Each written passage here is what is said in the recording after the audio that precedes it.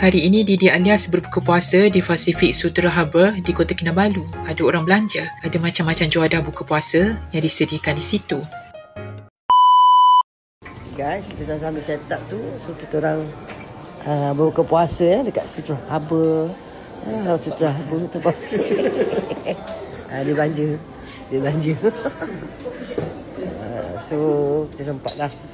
Sebelum kita nak set up besok, kita orang berbuka dulu kat Sutra Harbour. Aneka rasa Sutra Harbour. Hai Chef.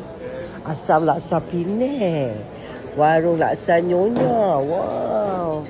So apa lagi dia ada kat sini? Kita tengok. Waalaikumsalam. Apa khabar? Baik, selamat datang ke Sutra Harbour Resort. Thank you. Sutra.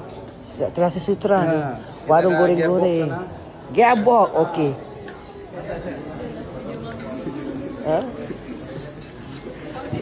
Tengok macam-macam tau dia punya. Selalu tengok Mami sedut gearbox. Dia recommend gearbox. Warung aiskrim boleh makan dengan kek ni kek KD yang tak habis malam.